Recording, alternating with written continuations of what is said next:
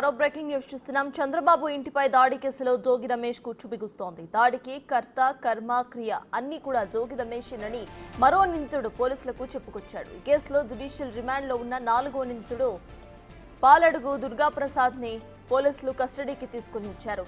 జోగి రమేష్ దగ్గరుండి తమను దాడి చేయించాడని తీసుకువచ్చారని ఆయన పోలీసులకు చెప్పుకొచ్చారు.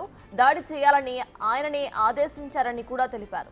ఆ రోజు విషయం ఏమిటో చెప్పకుండా తన ఇంటికి కారులో రావాలని రమేష్ ఆదేశించారని నిందితుడు చెప్పాడు. అక్కడికి వెళ్లిన తరువాత సీఎం జగన్ ఇంటి వరకు వెళ్దామని నమ్మించి చంద్రబాబు ఇంటికి తీసుకువెళ్లారని దుర్గాప్రసాద్ పోలీసులకు చెప్పారు.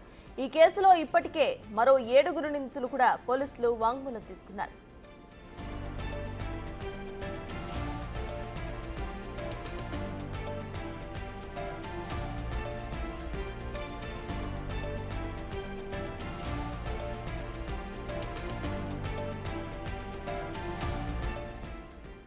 చంద్రబాబు ఇంటిపై దాడి కేసులో జోగి రమేష్ కు ఉచ్చుబిగుస్తోంది. దాడికి కర్త కర్మ క్రియ అన్ని కూడా జోగి రమేషేనని మరో నిందితుడు పోలీసులకు చెప్పాడు.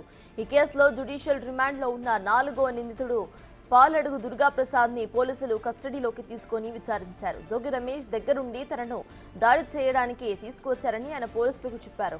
దాడి చేయాలని ఆయనని ఆదేశించారని చెప్పాడు. ఆయన ఆ తరువాత విషయం ఏమిటో చెప్పకుండా తన ఇంటికి కారులో రావాలని రమేష్ ఆదేశించారని నిందితుడు చెప్పాడు. అక్కడికి వెళ్లిన తర్వాత సీఎం జగన్ ఇంటి వరకు వెళ్దామని నమ్మించి చంద్రబాబు ఇంటికి తీసుకువెళ్లారని దుర్గాప్రసాద్ పోలీసులకు చెప్పాడు. ఈ కేసులో ఇప్పటికే మరో 7 నిందితుల నుండి పోలీసులకు వాంగ్మూలం ఇచ్చారు.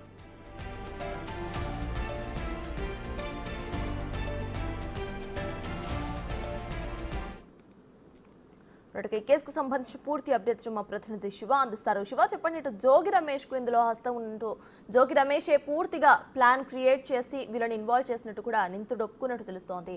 ప్రెసెంట్ అప్డేట్స్ ఏంటి?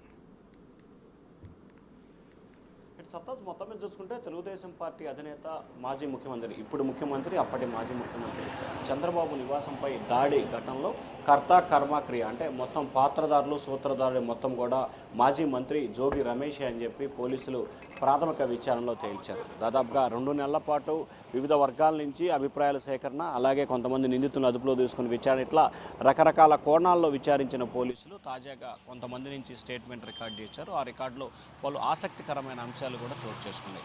ఇబ్రహీంపట్నానికి సంబంధించిన 7 వ్యక్తుల నుంచి పోలీసులు ఇప్పటికే వాంగ్మూలం రికార్డ్ చేశారు. వారు 7 కూడా తమకేమీ తెలియదు, జోగి రమేష్ పిలిస్తేనే తాము తాడేపల్లికి వచ్చాం, అక్కడి నుంచి చంద్రబాబు నివాసానికి వెళ్ళామని చెప్పారు. అయితే పాలడుగు దుర్గాప్రసాద్ ఈ కేసుకు సంబంధించి కూడా A4గా నిందితుడు ఉన్నాడు.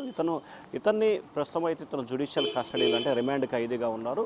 నిన్న ఉదయం పోలీసులకు సంబంధించి కూడా కోర్టు ఆదేశంతో కస్టడీకి తీసుకొని విచారణ చేపట్టారు. ఈయన విచారించిన సమయంలో పలు ఆసక్తికరమైన అంశాలు చోటు చేసుకున్నాయి. జోగి రమేష్ చంద్రబాబు నివాసంపై దాడి రోజు ఉదయం తనకి ఫోన్ చేశారు.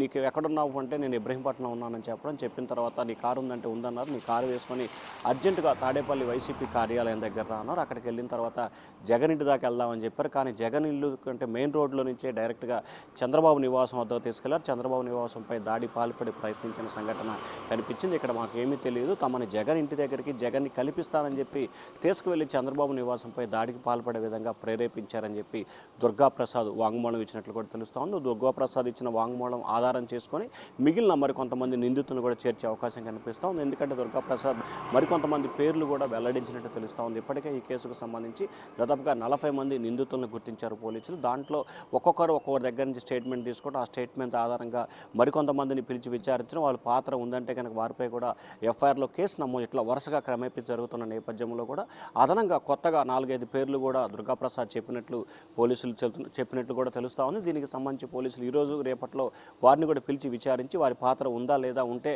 ఏ విధంగా వారి పట్ల వ్యవహరించాలి, వారిని కేసు ఇన్వాల్వ్ చేసి రిమాండ్ తరలించడం తదితర అంశాలకు సంబంధించి కూడా పూర్తి స్థాయిలో విచారణ చేపట్టే అవకాశం కనిపిస్తూ ఉంది. అలాగే జోగి రమేష్కు సంబంధించి ఈ 7 పాటు దుర్గాప్రసాద్ మొత్తం 8 మంది ఇచ్చిన వాంగ్మూలాన్ని బేస్ చేసుకొని కూడా దుర్గాప్రసాద్కి ఈరోజు పోలీసులు నోటీసులు జారీ చేసే అవకాశం కనిపిస్తూ ఉంది. అతను రేపు కానీ ఎల్లుండి కానీ విచారణకు రావాలని చెప్పి కూడా మంగళగిరి పోలీసులు అతనికి నోటీస్ ఇచ్చే అవకాశాలు అయితే కనిపిస్తున్నాయి. ఇప్పటికే ఆయన సుప్రీంకోర్టులో బెయిల్ పిటిషన్ దాఖలు చేశారు. వచ్చే నెల 4వ తేదీ వరకు ఎటువంటి తొందరపాటు చర్యలు తీసుకోవద్దని చెప్పి మాత్రం సుప్రీంకోర్టు ఆదేశాలు ఇచ్చిన నేపథ్యంలో ప్రస్తుతం ఆయన విచారణకు పిలిచే అవకాశాలు అయితే కనిపిస్తున్నాయి. ఇవాళ జోగి రమేష్కి మంగళగిరి రూరల్ పోలీసులు అలాగే మంగళగిరి DSP కార్యాలయం విచారణకు రావాలని చెప్పి కూడా నోటీసులు సర్వ్ చేసే అవకాశం కనిపిస్తూ ఉంది. సత్తాజ్. Right, thank you Shiva.